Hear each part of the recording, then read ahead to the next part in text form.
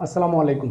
আজকে আমরা honours final ইয়ারের পার্শিয়াল ডিফারেনশিয়াল ইকুয়েশন বইয়ের চ্যাপ্টার 8 এর এক্সাম্পল 9 নিয়ে আলোচনা করব। তো আমাদের এক্সাম্পল 9 এ দেখেন কি দেওয়া আছে, যে কোশ্চেন একটা দেওয়া আছে ইউ অফ 0t ইকুয়াল হচ্ছে ইউ অফ lt ইকুয়াল হচ্ছে 0। তার মানে কি এইটার মান এবং এইটার মান দুইটার মানে কি 0। আমাদের একটা শর্ত দিয়ে রাখছে, আর একটা হচ্ছে u of x 0 equal f of x। এই শর্ত সাপেক্ষে আমাদের এই যে শর্তগুলো দেওয়া আছে, এই শর্ত সাপেক্ষে আমাকে এই যে মানটা দেওয়া আছে এটা প্রমাণ করে দেখাইতে হবে। কোনটা? এই যে চলক পৃথকীকরণ পদ্ধতি নির্ণয় করে। তাহলে চলক পৃথকীকরণ পদ্ধতি আমাদেরকে নির্ণয় করতে হবে। এই যে শর্তগুলো এবং সমীকরণটা দেওয়া আছে এগুলোর থেকে আমাকে চলক পৃথকীকরণ পদ্ধতির সাহায্যে এটা নির্ণয় করতে হবে। এখন দেখেন আমরা সমাধানে যাই। সমাধানের প্রথমে কি করছি, আমরা এই মানটা লিখে রাখছি যে এটা হচ্ছে 1 নম্বর সমীকরণ, ইউ অফ 0t এটা 2 নম্বর সমীকরণ, ইউ অফ lt ইকুয়াল 0 এটা 3 নম্বর সমীকরণ। দেখেন এটা আর এইটা ইকুয়াল কিন্তু 0, তার মানে আমরা কিন্তু আলাদা আলাদা করেও এটাকে 0 লিখে রাখতে পারি। এখন তারপর u of x0 equal f of x, এটা আমরা আরেকটা সমীকরণ নাম্বার দিয়ে রাখছি। তাহলে প্রথমে কি করলাম, প্রথমে করলাম যে এই যে মানগুলো দেওয়া আছে এগুলো জাস্ট লিখে আমরা একটা সমীকরণ নাম্বার দিয়ে রাখলাম। নেক্সট কাজ হচ্ছে আমরা ধরে নিছি ইউ অফ xt ইকুয়াল হচ্ছে x tt, তার মানে বড় হাতের x আর বড় হাতের t, ছোট হাতের x ছোট হাতের t, এটা ধরে নিছি। ঠিক আছে, এখন দেখেন এই সমীকরণটাকে আমরা এই ইউ কে আমরা t এর সাপেক্ষে একবার যদি অন্তরীকরণ করি, ডেরিভেটিভ করি, তাহলে কি হবে, এখানে x ঠিক থাকবে, t কে করলে t বার, x ঠিক থাকবে, এই x ঠিক থাকবে, t কে করলে t বার। এবং আবার যদি আমরা x এর সাপেক্ষে করি, এখন আমরা কেন t এবং x এর সাপেক্ষে করতেছি এটা একটা প্রশ্ন থাকতে পারে। দেখেন এই যে এখানে যে মানটা আছে, এই যে মানটা, বা আমরা যদি এখানে দেখি যে এই যে মানটা এবং এই যে মানটা, তাহলে কি করলাম যে del u by del t, এই জন্য এটা নির্ণয় করলাম, এবং del square u by del x square এর জন্য আমরা এইটা নির্ণয় করব। ওকে, তাহলে দেখেন এখানে যখন তাহলে x থাকলো টি ইনভার্স, তারপরে এটা থাকলো কি x এর সাপেক্ষে যখন করব তখন t থাকবে x এর উপর ইনভার্স। তখন আরো একবার যদি করি এটাকে, তাহলে x এর উপর ডাবল বার, আর এটা হচ্ছে t। ওকে, তাহলে দেখেন এই মানগুলো, কোন মানগুলো, এই যে মান এবং এই যে মান, এই দুইটা মান যদি আমি এই 1 নম্বরে বসাই, ঠিক আছে, তাহলে এখানে দেখেন এখানে একটা মান বসবে, এখানে একটা মান বসবে, সেম মান আমি এখানে এর জন্য এই যে x t বার এখানে ইনভার্স বসাইছি, আর এখানে হচ্ছে এই x ডাবল প্রাইম এর t এটা মান বসাইছি, a স্কয়ার ঠিকই আছে। ওকে, তারপরে দেখেন x ডাবল বার এবং x গুলোকে এক পাশে করছি এবং t গুলোকে আরেক পাশে করছি। এটা করার পরে আমরা এখান থেকে ধরে নিছি, এখানে ধরতেই হবে প্রত্যেকটা ম্যাথ, এই ম্যাথগুলোর নিয়ম অনুসারে প্রত্যেকটা ম্যাথেই আপনাদের এই সমীকরণটাকে মাইনাস ল্যামডা স্কয়ার ধরতে হবে। তাহলে মাইনাস ল্যামডা স্কয়ার আমি ধরলাম, ধরার পরে যদি এইটা দুইটাই মাইনাস ল্যামডা স্কয়ার হয় তাহলে অবশ্যই আলাদা আলাদা ভাবে ল্যামডা স্কয়ার হবে। তাহলে অবশ্যই এই x এই পার্টটা ইকুয়াল ল্যামডা স্কয়ার এবং পরে আবার এই পার্টটা ইকুয়াল ল্যামডা স্কয়ার আমরা ধরে নেব। তাহলে এই যখন প্রথম part equal minus lambda square ধরছি, এটা রাখছি, তারপরে এইটা এই পাশে পার করে দিছি, তাহলে ল্যামডা স্কয়ার x আবার এই পাশে নিয়ে আসলে মাইনাস আছে প্লাস হবে ইকুয়াল 0। এটা একটা সমীকরণ নাম্বার দিয়ে রাখছি। তারপরে দেখেন পরের পার্টটা t inverse a square by a square t, এটাকে আমরা ধরছি মাইনাস ল্যামডা স্কয়ার, এটাকে এই পাশে পার করে দিলে হচ্ছে মাইনাস a স্কয়ার, অর্থাৎ এটাকে কি হবে যে minus lambda square a square t। ওকে, তারপরে আবার এই পাশে নিয়ে আসি, প্লাস করে দিছি, মাইনাস ছিল প্লাস হয়ে গেছে। তারপরে দেখেন এই যে 5 এর সঙ্গে এই যে 5 নং এই যে সমীকরণটা 6 নম্বর সমীকরণটা, এখানে আমরা এই সমীকরণটাকে D square plus lambda square X এটা আমরা লিখতে পারি। আমরা কিন্তু এগুলান পার্শিয়ালের প্রথমের দিকে, অর্থাৎ আপনার এগুলান শিখছিলেন অর্ডিনারি বই আছে, সেই অর্ডিনারি বইয়ে কিন্তু এগুলার আরো ডিটেলস আলোচনা করা আছে, আপনারা এর আগেই শিখে আসছেন। তারপর হচ্ছে এটা আমরা ধরার পরে এই x ইনভার্সের ইকুয়াল dx বাই dx আর d ইকুয়াল হচ্ছে d বাই dx। এখন এটা আমরা কি বললাম, এটা হচ্ছে d ইনভার্স ইকুয়াল হচ্ছে d এর আংশিক অন্তরীকরণ। আর এটা হচ্ছে ডিরেক্ট অন্তরীকরণ। এই ডি ইকুয়াল হচ্ছে কি ডিরেক্ট অন্তরীকরণ। তাহলে দেখেন আমরা এখান থেকে কিন্তু ওই অর্ডিনারি বইয়ে দেখবেন আমরা এখান থেকে সহায়ক সমীকরণটা নিতে পারছি। তাহলে সহায়ক সমীকরণে দেখেন এম স্কোয়ার ডি থাকলে m square plus lambda square equal 0, অর্থাৎ যে মূল সমীকরণটা থাকবে এতটুকু ইকুয়াল কিন্তু আমরা 0 ধরছি সহায়ক সমীকরণে। তাহলে সহায়ক সমীকরণ, তাহলে এম স্কোয়ার রাখছি, এই ল্যামডাটাকে পার করে দিচ্ছি, তাহলে হচ্ছে মাইনাস, এই -1 এর জন্য আমরা জানি আই স্কোয়ার ইকুয়াল -1, এই জন্য আমরা আই স্কোয়ার নিয়ে আসছি, এই স্কোয়ারটাকে রুট করছি, তাহলে প্লাস মাইনাস ল্যামডা আই হয়েছে। ওকে, আমরা এখন এই যে এক্সটা পাইলাম, এই যে এক্স এর একটা সমীকরণটা যে পাইলাম, এই এক্স এর সমীকরণটা আমরা এখন লিখবো যে এর থেকে আমরা কি পাই, এক্স এটা একটা ধ্রুবক মান নিয়ে আসবো, তাহলে cos ল্যামডা অর্থাৎ আই এর সহগ x b1 plus b1 sin I এর সহগ এক্স, তাহলে এটা হচ্ছে আমরা একটা সমীকরণ পাইলাম।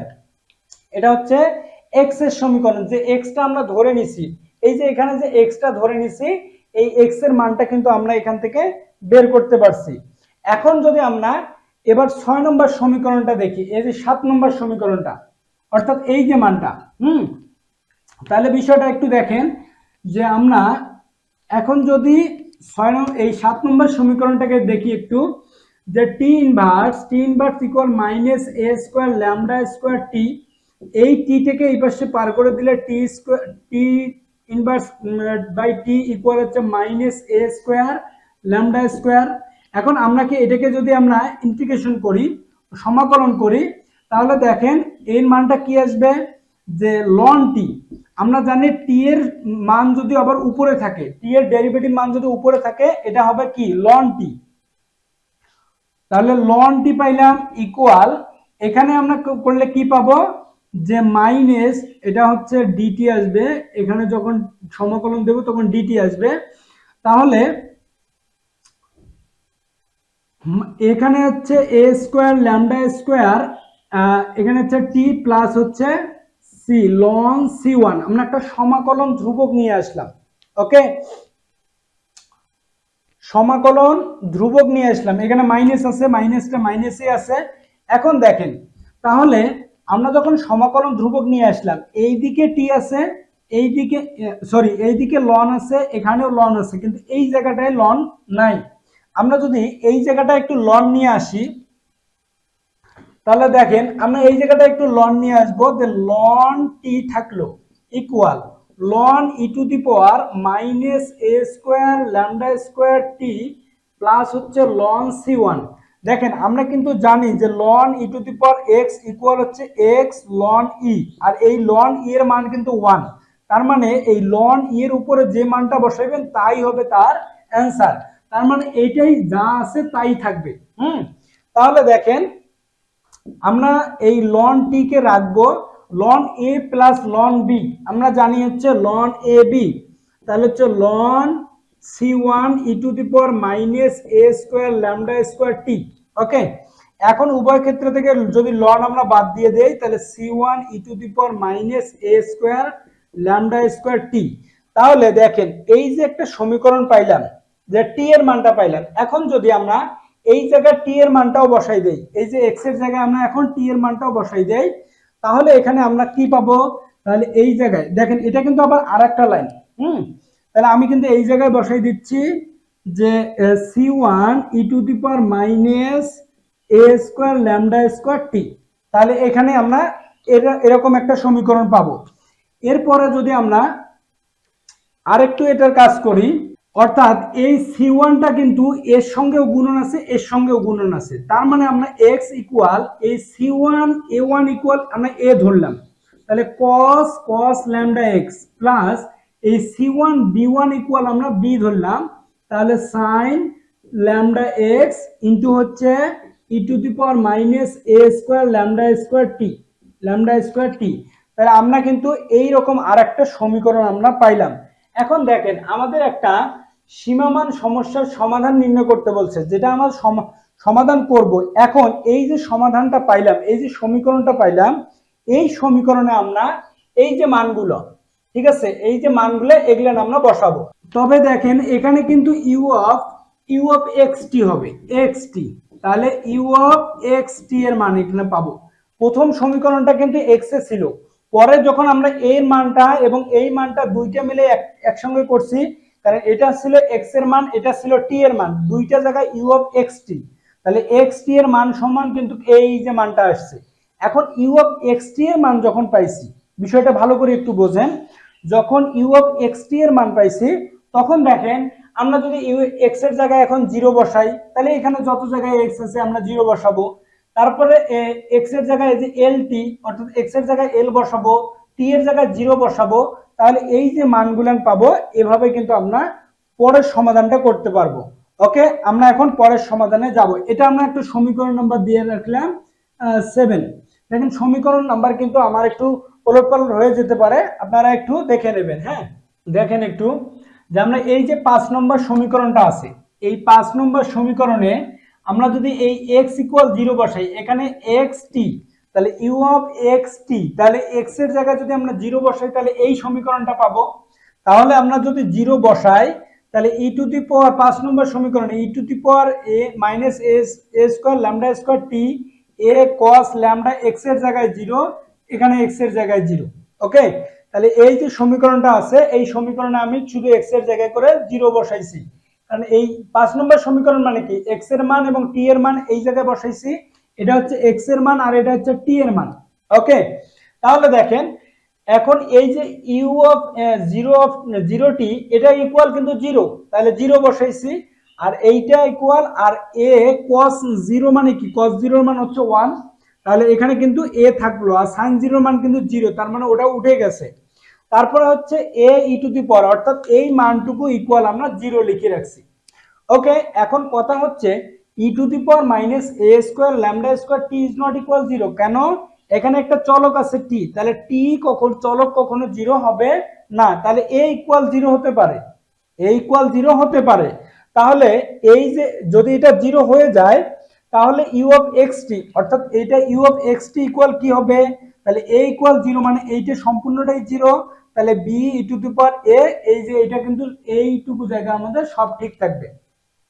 ওকে, তাহলে দেখেন b e two the power a square lambda square t, b e two the power minus a square lambda square t sin lambda x, এটা কিন্তু সব ঠিক আছে। তাহলে দেখেন এটা u অফ xt এর মান পাইলাম। এখন যদি আমরা এই যে এটা একটা সমীকরণ নাম্বার দিলাম 8। এখন একটা বিষয় আপনাদের মাথায় রাখতে হবে, যখন 0 এর মান বসাবেন আবার কিন্তু আপনারা এই সমীকরণে x ইকুয়াল l বসাবেন না, কারণ এই যে মানটা পাবো এই জায়গায় শুধু বসাবেন। তাহলে আমরা এই 8 নম্বর সমীকরণে x ইকুয়াল l বসিয়ে, তাহলে এটা যদি বসাই তাহলে দেখেন x এর জায়গায় l হইলো, তাহলে এটা ইকুয়াল কিন্তু 0, এই যে এই জায়গায় আছে এটা ইকুয়াল 0, আর এটা যা আছে তাই। ওকে, কিন্তু এইটুক জায়গা আমরা কি জানি যে চলকযুক্ত জায়গা কি হবে না, 0 হবে না, কিন্তু বাকি জায়গাটা কিন্তু 0 হতে পারে। এখানে আরেকটা কথা আছে যে অশূন্যক সমাধানের জন্য b ইজ নট ইকুয়াল 0, কারণ এইটা যদি আমরা 0 বসাই তাহলে এটা কিন্তু শূন্য হয়ে যাবে, তাহলে sin 0 এর মান 0 হয়ে যাবে, তার মানে এটাও 0 এটাও 0। কিন্তু আমরা অশূন্যক মান নিয়ে না আসার কারণে আমরা কিন্তু এটা আর 0 দিব না, তাহলে sin a lambda l equal 0, তাহলে b যদি 0 না হয় তাহলে এটুক জায়গা 0, তাহলে এটাও যখন 0 হবে তাহলে 0 এর মান কি, তাহলে দেখেন sin পাই এর মান 0, তারপর 2s পাই এর মান 0, 4 পাই এর মান 0, তাহলে এগুলা যদি হয় তাহলে n পাই এর মানও 0। ওকে, তাহলে sin বাদ দিয়ে তাহলে আমরা ল্যামডা l n পাই নিলাম, আর ল্যামডার মানটা এখান থেকে বের করে নিলাম। ওকে, ল্যামডার মান এখান থেকে বের করে নেওয়া শেষ। তাহলে ল্যামডার মান যদি আমরা বের করে নিতে পারি তাহলে আমরা কিন্তু এই যে সমীকরণটা আছে আমরা কিন্তু ল্যামডার মানটা বসাই দিতে পারি। ওকে, তাহলে এখন আমরা ল্যামডার মানটা বসাই দেব। দেখেন প্রত্যেক জায়গায় আমরা কি করছি, এই যে u অফ xt ইকুয়াল এখানে যে ল্যামডাটা ছিল যে a square lambda square by t by l, এখানে আমরা কি করছি প্রত্যেক জায়গায় আমরা ল্যামডার মান বসাই দিছি। তাহলে ল্যামডার উপর স্কয়ার মানে কি, ল্যামডার উপর n square pi square l square, অবশ্যই এগুলো সবগুলো a স্কয়ার হবে, আর sin n এই যে n পাই এটা হচ্ছে n পাই হচ্ছে ল্যামডার মান। ওকে, তাহলে ল্যামডা x ছিল lambda n pi by l, এটা হচ্ছে ল্যামডার মানটা বসাই দিছি। এখন দেখেন আমরা লাস্ট যে সমীকরণটা আছে সেটা আমরা কি করব, x0, তার মানে x t এর জায়গায় আমরা 0 বসাই দেব, তাহলে এটা সব ঠিক থাকলো। এখন এখানে একটা প্রশ্ন আছে যে সামেশন কই থেকে আসলো এবং bn কই থেকে আসলো। দেখেন b ইজ নট ইকুয়াল 0, আমরা কিন্তু একটু আগে করছিলাম b ইজ নট ইকুয়াল 0, তার মানে b এর মান কি হবে, n পর্যন্ত হবে। তাহলে n পর্যন্ত মানে কি ইনফিনিটি, তাহলে n ইকুয়াল 1 থেকে ইনফিনিটি হবে, এই জন্য শুধু এখানে সামেশন আসছে আর b ইকুয়াল n আসছে। ওকে, তারপরে দেখেন এখানে সামেশন সব ঠিক থাকলো, মাইনাস এখানে সব ঠিক, এখানে t ইকুয়াল শুধু 0 আসছে, এখানে যেহেতু t এর জায়গায় 0 তার মানে 0 আসছে। ওকে, আর এখানে কোনো কাজ নাই। এখন এটা যদি 0 হয়ে যায় তার মানে হচ্ছে bn, এটা e টু দি পাওয়ার 0 মানে কি 1, e টু দি পাওয়ার 0 মানে হচ্ছে 1, এই জন্য এখানে মনে করেন যে 1 একটা আছে। তারপর হচ্ছে sin n pi x by l, এটা ঠিক আছে। এখন আমাদের কাজ হচ্ছে ফুরিয়ার ধারার সাহায্যে আমাদের একটা মান নির্ণয় করতে হবে, যেটা bn এর মান। এই যে bn টা আছে, bn এর একটা মান নির্ণয় করতে হবে। তাহলে bn এর মান টুয়াইস বাই l, সব সময় আমাদের কি হবে যে 2 থাকবে আর নিচে হরের যে মানটা আছে সেটা থাকবে, আর সেটা হবে 0 থেকে l, এখানে যাই থাকুক না কেন তাই হবে টুয়াইস বাই তাই। ওকে, আর তাই হবে এর ব্যবধি 0 থেকে সেই ব্যবধি পর্যন্ত। f অফ x নিয়ে আসবো আর সাইন এই যে শেষের মানটা এখানে লিখে দেব dx। ওকে, এখন যখন bn এর মান পাইলাম, এখানে আমরা bn এর মানটা বসাই দিতে পারি যে x, তারপরে হচ্ছে এই যে e টু দি পাওয়ার যা আছে এখানে তাই লিখছি, এই যে শুধু এই জায়গাটায় আমরা কি করছি যে bn এর মানটা বসাই দিছি। ওকে, এটা সামনে নিয়ে এসে bn এর মানটা বসাই দিছি, আর sin n pi x, এই যে n pi x by l, এটা কিন্তু সব ঠিক আছে। ওকে, এটা আমরা 9 নম্বর সমীকরণ যদি দেই, এটা যদি আমরা 9 নম্বর সমীকরণ দেই তাহলে 9 হতে, তাহলে এই 9 হতে এই মানটা শুধু কি করছি, bn এর মানটা ফুরিয়ার ধারা থেকে নিয়ে এসে বসাই দিছি। তারপরে এখানে আর কিছুই করি নাই, এটা সামনে নিয়ে আসছি, সামেশন রাখছি, এই ই টু দি পাওয়ার x যেটা যা আছে তাই রাখছি, এই সাইনটা সামনে নিয়ে আসছি, আর এই ব্যবধিটা আমরা এই জায়গায় রাখি দিছি। এটাই হচ্ছে ইউ অফ এক্স টি এর মান। ওকে, তাহলে দেখেন আমরা ইউ অফ 0t এর মান পাইছি, lt এর মান পাইছি, xt এর মান পাইছি, প্রত্যেক ক্ষেত্রে আমরা মানগুলান পাইছি। আপনারা কি করবেন, আমার একটা জিনিস সমস্যা হচ্ছে যে, সেটা হচ্ছে যে আমার এই যখন আমি একটার থেকে আরেকটা যাই তখন আমাদের বোর্ডটা ছোট হওয়ার কারণে আসলে সমীকরণ নাম্বারটা উলটপালট হয়ে যায়, আর সমীকরণ নাম্বার উলটপালট হওয়ার কারণে আমি ওই লাইনটা আর দেখতে পারি না, জিনিসগুলো তো আমার মুখস্থ থাকে না। কারণ আমার হচ্ছে যে এটা যখন দেখে দেখে আমি পুরো বোর্ডে করতে পাইতাম তাহলে কিন্তু আমার জন্য সুবিধা হইতো। যাই হোক, আপনারা একটু দেখে শুনে বুঝে নেবেন। তো সবাই ভালো থাকবেন, সুস্থ থাকবেন, আমার জন্য দোয়া রাখবেন। ধন্যবাদ সবাইকে।